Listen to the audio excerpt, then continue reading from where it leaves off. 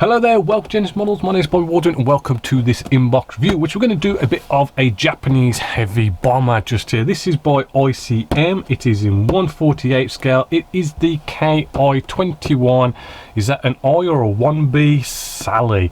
Now this kit was new tooled in 2023, so pretty sort of a nice new tool, and it is by ICM, so pretty good to see them actually bringing some stuff out. So, and it costs around about, I think it was something around about £58-ish RRP, and be a lot cheaper than that on the Genesis Models website. So let's open this up and take a look. We've got some good box art, by the way, and it comes in a nice box as well, so like its own separate little box as well. So we have packaging, seems to all be in one bag, but we'll have a look. We have our two main sprues here, which is our wing section and fuselage. Let's have a quick look at the actual surface detail. So we're going to bring you in nice and close, and what we see straight away is actually it is very crisp, right? Very sharp recessed panel lines.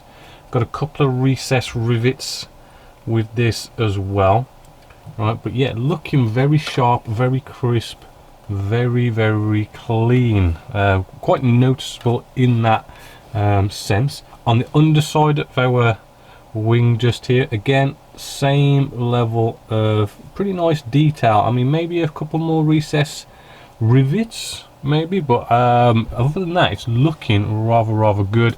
On the underside, nothing of any major note. So there's our first wing section. Here is our fuselage, right, which again, it does look like we've got some bits of, I don't know, bits of plastic flapping about, but no big deal. Again, same level of detail. I am noticing, okay, when we get those 90-degree angles, a little bit of fading of those recessed panel lines.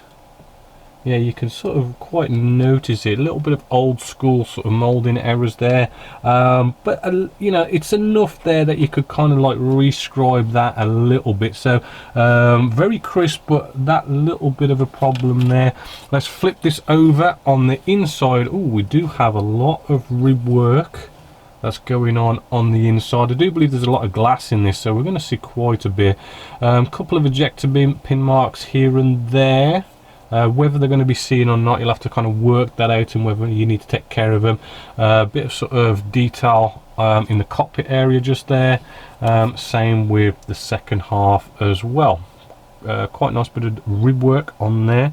We've got our sort of, looks like engine cowls. Again, same level of surface detail that's throughout the kit. Oh, don't forget our little instrument display panel just there. Quite a lot of detail going on there for all our dials and everything, so that's nice to see.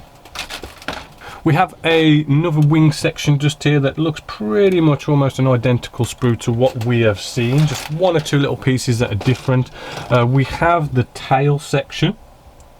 Right, as you can see, kind of a bit strange how they've got this. The fuselage is going to be like that, because that's going to potentially pose a little bit of a fit issue, maybe depending on the fit.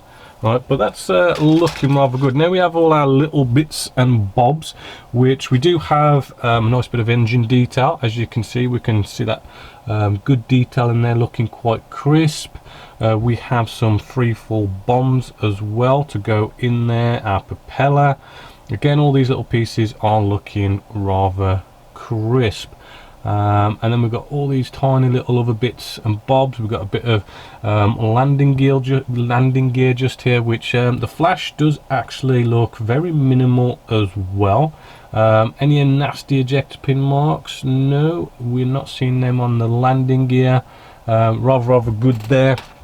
Looks like we've got two sprues that are identical with that as well, and then we have some internal detail, things like MGs that we've got going on there. I'm not sure what all this kind of detail is going on the inside, but I'm assuming it's all going on the inside. Some instrument display panels and stuff going there on there as well. Again, good detail.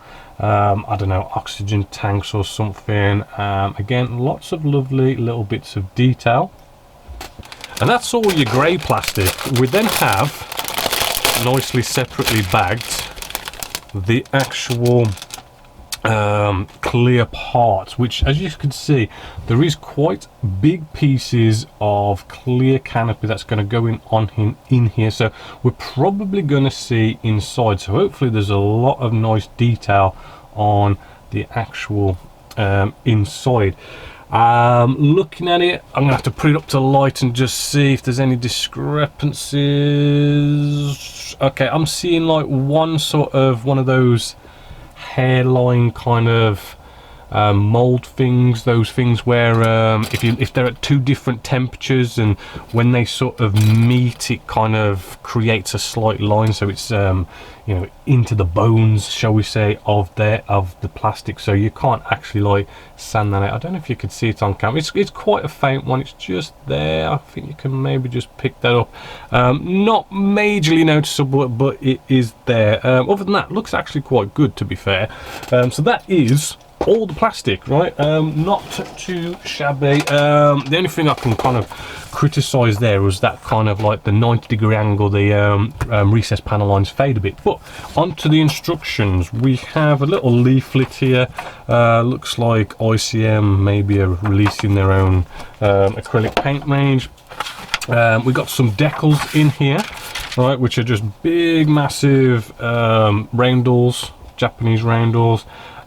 We've even got some instrument display panels that are in decal form. You know, maybe they could have been looks a bit better than that. I'd probably paint them or maybe get some aftermarket photo etch or something along those lines. But they don't look too bad. Then the instructions themselves were in colour. We have it in English and what looks to be Russian as well. We've got some colour call-outs for the ICM colour range. So let's move through this. It shows you the different sprues that are in there, and we get started with the fuselage section where we actually glue that tail end on. You know, just test fit. I mean, you don't want to kind of be showing glue lines there. Maybe might be a bit of an issue. Looks like we put in the clear parts or doors on this as well. Moving along again, lots of sort of internal detail that's going to be built up to be put inside. Remember, there's quite a lot of glass, so you're going to probably see in there, looks like our bomb bay doors with all our bombs going on there, seats, cockpit area. Hopefully there'll be enough detail in there just to show it all off, which there does seem like you're going to spend quite a bit of this first part of the build actually putting lots and lots of bits in, and it does look like there's loads going on inside there, so we should be good, and it seems to get you there quite clearly. Admittedly, are they doing the colour call-outs? Is it colour call-outs? What's that? Use colour. Oh yeah, you got the colour call-outs there, so yes, they are doing colour call-outs as they go along. Bomb bay doors, I do believe. Is that going to be open or closed? It looks like it. Yeah, open or closed on the bomb bay door, so that's nice if you want to close it up or not. And then we kind of bring this together and then start actually putting all our wings and tail sections and all these kind of good things on, which is kind of getting kind of a standard sort of build. Nice to kind of see this. I mean, hopefully that's going to be a good fit there with the wings into the fuselage. Sometimes if you're lucky, you can get away and sort of, it's such a damn good fit sometimes. I remember what was it, the Lancaster bomber, it was such a damn good fit you could spray them separately, so because it was such a big model, and this is kind of going to be a biggish model, spraying them separately can be sometimes a little bit easy, and then you can just glue the wings in if you prefer to go down that route, but it's probably not that big a model, so you might not have to worry about that. Then it shows you the landing gear, which all seems to be quite straightforward. Hopefully you won't have to actually go off and put the landing gear in before putting this engine cowl area on around it, because you don't want landing gear hanging about, but you might be able to get away with it. Then we've got the engines, little bit of a construction there, and looks all good. Kind of simple. Maybe the interior might take you a bit of time and maybe a bit complicated. Now this is potentially complicated. What is going, did they actually provide the Declan canopy masks. I didn't see any. Just had to go off and have a look and find out what is going on with this mask template that they've put in here. I thought that I was missing a masking template, but apparently they don't come with actual masking templates. They, for some reason, give you this, some sort of, I don't know what they're trying to go off and do here. Like, are you supposed to like scan this, print it off? Have you got one of those proper cutting machines? And I don't know, seems really pointless. What the whole idea of this is, I don't know. It kind of just made me think I've got masks in the kit that aren't there, and somehow I was missing them. Pretty sort of weird and pointless. There is a lot of windows on this, so maybe this is a kit where you go off and maybe buy some aftermarket canopy masks. But you know, if you good at making your own masks, I mean, it's probably not that hard. Anyway, moving along, we have some nice markings, 4 pretty good markings. Here is our first one. The first 3 seem to be kind of similar, but then we do have a nice sort of fancy camo one at the back, so 4 markings to choose from. So all in all, coming at almost £60, maybe a little bit steep, but then it is a brand new tool. From what I can see, the only problem was, you know, that 90-degree angle on the fuselage. The recessed panel lines fade a bit, but a little bit of scribing shouldn't be such a big deal as long as it goes together rather well. You know, it looks like a pretty damn good kit. It would have been nice to see those canopy masks, but maybe a little bit overpriced. But you know, it's scale modeling these days, prices are going high, and it is a new tool, so it's not too bad. In all fairness, it is a bit of a nice big thumbs up, especially if you're into all your Japanese World War II aircraft. So other than that, hopefully you have enjoyed this inbox review, and as always, until next time, my name is Bobby Waldron, this is Genesis Models, and I'll catch you later.